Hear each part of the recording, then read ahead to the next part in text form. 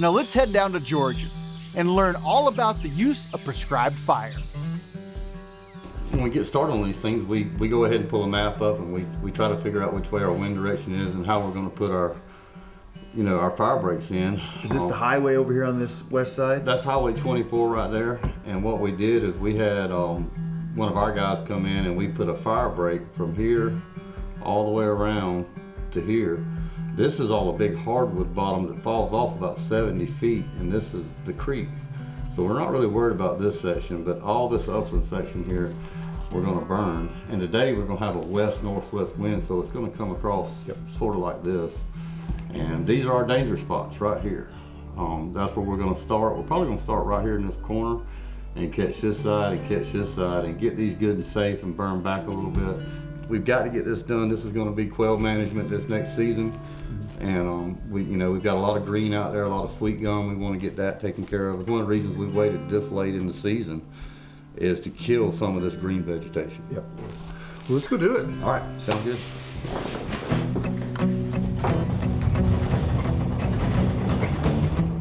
You know, we talk a lot about getting the most out of your land, and that looks different in every part of the country.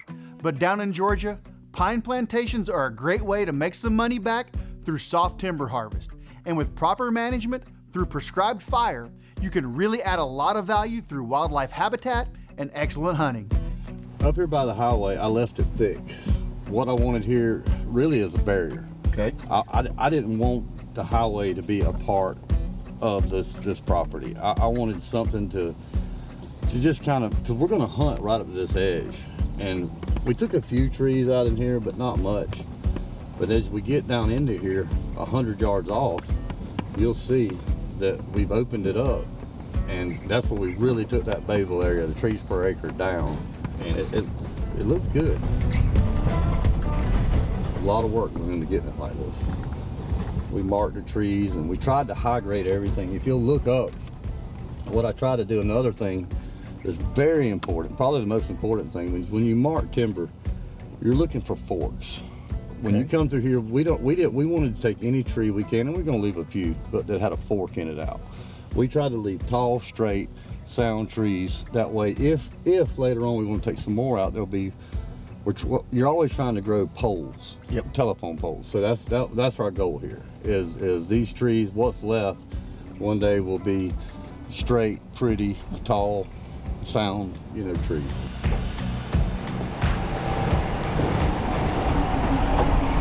What are you doing? Just unload the buggy? Unload the buggy.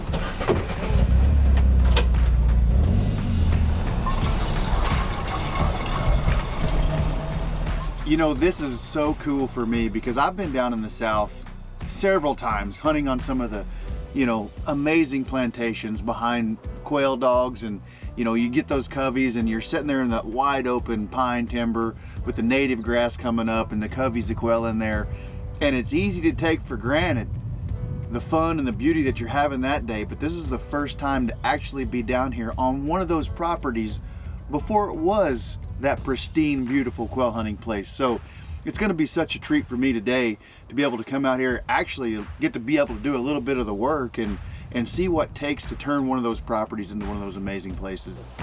Benji Anderson, grew up with him. Ben? Yeah, Benji. Benji? Yes, sir. Alan Treadwell, nice to meet you, sir. Hunter McCormick. Hunter, nice to meet you, sir. What do we need to look out for today?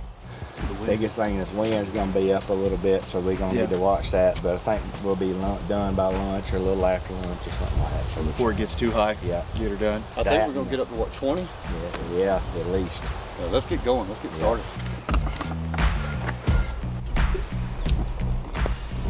All right, what we're going to do right now is we're going to start a little test fire. Okay. We know that this is our worst point. This is the far back corner. This is basically our southeast corner of the property. We've got a northwest wind. If this was a lake, this is where the whitecaps would be the highest. This is where it's at. I mean, this is where we're gonna get in here. We're just enough. And you just want a little bit of a backburn here is all you want. Right now, I'm just looking to see what the actual smoke's gonna do. This smoke, in today's world of burning, this smoke is as important as the fire. We have got to control smoke. It's our responsibility. We can't shut highways down. You know, we can't do that anymore. There's so many factors to consider, from controlling the smoke to wind direction, proper fire breaks. Prescribed fire is an excellent management technique that can really benefit a property by taking out invasives and old vegetation and allowing room for native growth. But doing it safely should be a priority, and consulting someone with knowledge and experience like Heath can go a long ways to putting together a successful burn, and I was excited to take part and learn more.